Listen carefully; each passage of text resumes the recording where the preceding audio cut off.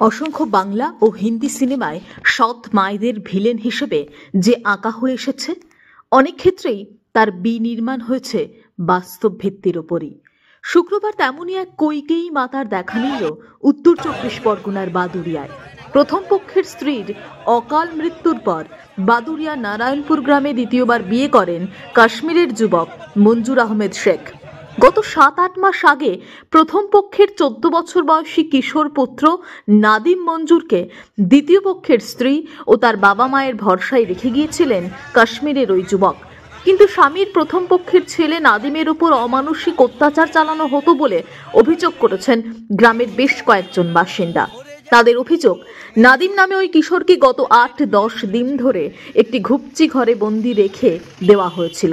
তাকে ব্যাপক মারধর করা হচ্ছিল। এই কদিন তাকে খেতে পর্যন্ত দেওয়া হয়নি। নাদিমের সৎমা সালমা বিবি ও তার বাবা রজ মণ্ডল ও মা পারভিন বিবি বলে, ওই কিশোরের ওপর অকথ্য অত্যাচার চালিয়ে আসছিলেন বলে গ্রামবাসীদের দাবি।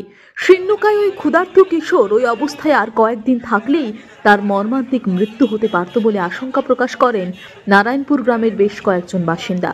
বস্তুত তাঁদেরই প্রচেষ্টায় শুক্রবার রজমণ্ডলের বাড়ি থেকে প্রায় অর্ধমৃত অবস্থায় কিশোরকে উদ্ধার করা হয়।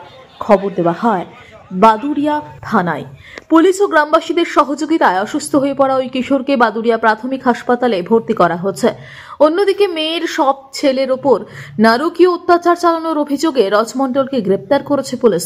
তবে নাদিম মঞ্জুরের ওপর কোনো অত্যাচার করা হয়নি বলে দাবি করেন তার সৎ মা সালমা বিবি। তিনি বলেন, সতীনের ছেলে মানেই নিজেরই ছেলে। ওর বাবা কোনো রকম খোঁজ খবর নাই না। নাদিমের পেটের গন্ডগোল রয়েছে, সেই কারণেই তার ওই রকম শীর্ণকায় শরীর। ওর ওপর অত্যাচারের অভিযোগ মিথ্যা দাবি তাঁর।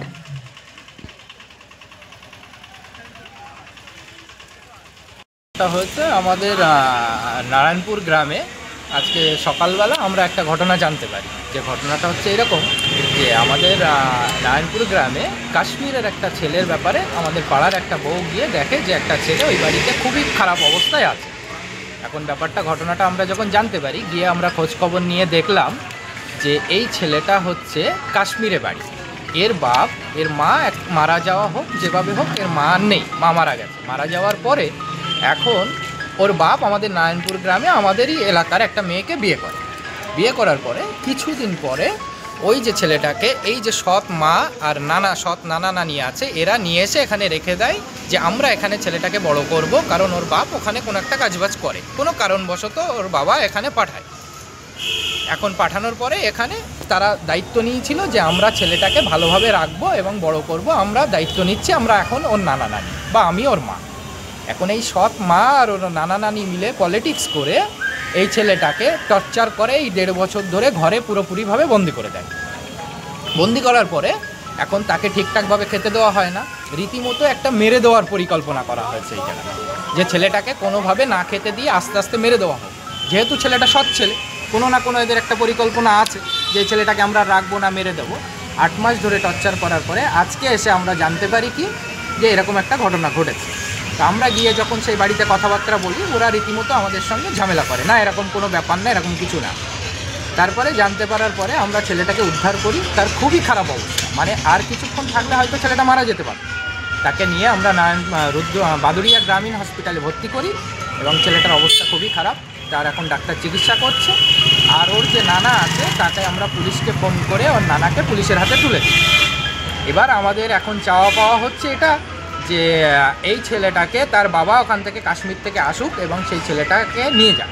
এবং তার বাবার সঙ্গে আমার কথা হয়েছে, একটু আগেই ফোনে কথা বললাম, তার বাবাকে ছবি পাঠালাম। তার বাবা বলল, আমি যখন ছেলেটাকে পাঠিয়েছিলাম ছেলেটা আমার খুব সুস্থ ছিল এবং খুব সুন্দর ছিল। তার বাবা কান্নাকাটি করছে। তার বাবাকে আমরা বললাম, তুমি এসো, তোমার ছেলেকে আমরা তোমার হাতে তুলে দেবো। আপনার নাম? আমার নাম ইমরান মণ্ডল।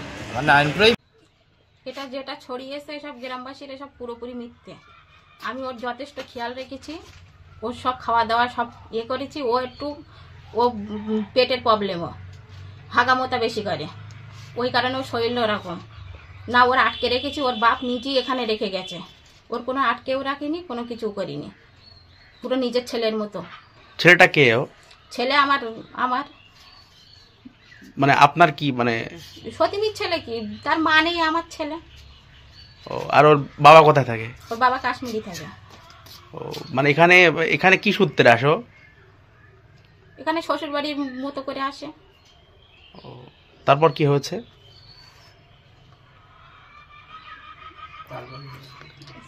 তারপর কি এখানে মানে ওই মানে এখানে কে রেখে গেছিল? ওর বাবা। ওর বাবা রেখে গেছিল, আমাদের সবার রেখে গেছিল। এখানে রেখে গেছে? হ্যাঁ। রেখে কি বললো? বললো তোমরা কদিন থাকো, আমি এসে নিয়ে যাব। সেই থেকে ফোনও সেরকম করে না, কোনো কিছু সেরকম খোঁজ খবর নেয় না। ওর ছেলে ওরকম করে, আমরা ফোন করে বলি যে এরকম করে ওরকম করে, একে নিয়ে যাও। আমাদের নিয়ে না নিয়ে যেতে চাও তো ছেলেটা নিয়ে যাও। তাও বলে ওকে আমি এতদিন ও ভালো হয়ে নিচে গেলে এরকম হাগামোতা করে, বিছানে ঘরে ওর প্যান্টে এরকম বহুত কিছু করে বলে আমরা ওর সাথে ওর বাপের সাথে সব বলেছি, কিন্তু ওর বাবা এসব কেয়ার করে না, বলে ওরকম। আচ্ছা এরকম হলে এখন বড় হয়ে গেছে, এরকম হলেই হবে? তার কত, তাহলে তোমার ছেলে তুমি এসে নিয়ে যাও, আমাদের যদি না নিয়ে যেতে চাও। মানে ওনার মানে আপনার যে স্বামী উনি যোগাযোগ রাখেন না? সেরকম রাখে না বলা ভুল, আর রাখে, কথা বলে মাঝে মধ্যে। মোটামুটি আমি যদি এক সপ্তাহ ফোন না করি ও এক সপ্তাহ ফোন করে না, আমি যদি ফোন করি একটু তাহলেই কথা বলে, না তো না। এই ছোট বাচ্চা, ওই আমার ছোট বাচ্চা, ওসব কোনো খোঁজ খবর লাই না, কোনো কিচ্ছু করে না। বাচ্চাটা রেখে গেছিল কে? ওর বাবা, আমার স্বামী। আর ওই বাচ্চাটা কে হয় আপনার? ছেলে, আমার সতীনীর ছেলে, মানে আমারই তো ছেলে। আচ্ছা, আপনার অত্যাচার করতেন তার প্রতি? না না না, কোনো অত্যাচার না। হ্যাঁ, হয়তো একটু বকাবকি করতাম, হয়তো একটু যেরকম আমার নিজের বাচ্চারা বকাবকি করতাম, এক দু চাপড় মারতাম, হয়তো তারও করেছি, এরকম না তো অন্য কোনো রকম কোনো কিছু নেই। মানে ওনার বাবা কোথায় থাকে? কাশ্মীরে। আর ওনার মা মারা গেছে? হ্যাঁ। আচ্ছা, আপনার স্বামীর নাম কি? মঞ্জুর আহমেদ শেখ। আর আপনার নাম? সালমা বিবি। আর ওই যে ছেলে একটা ওনার মেয়ের বিয়ে দিয়েছিল কাশ্মীরের একটা ছেলের সঙ্গে, তার আগের পক্ষে যিনি আর স্ত্রী ছিল মারা গিয়েছিল, একটা বাচ্চা ছিল, সেই বাচ্চাটা এনে নানার বাড়ি দিয়ে দেয় খাওয়ার জন্য। ওর বাবা তোমার টাকা পয়সা সব দিয়ে দেয় খাওয়ার জন্য, কিন্তু ওর নানা ঘরে আটকে রেখে দিয়েছে। আজকে 1 সপ্তাহ কোনো খাওয়া দাওয়া কিছু দেয় না, তারপরে ঘাড়ে কোপ মারে, তোমার বিড়ির আগুন সাক্ষা দেয়। বাচ্চাটার অবস্থা খুবই খারাপ। আজকে আমরা বুঝতে পেরে ঘরের থেকে বার করতে চলে আসছি। কোথার থেকে বার করে আনলে? ওদের ঘরের থেকে, নানার ঘরের থেকে, যে ঘরে আটকে রেখে দিয়েছিল। উত্তর 24 পরগনা থেকে নিজস্ব প্রতিনিধির রিপোর্ট, টিভি নিউজ 10।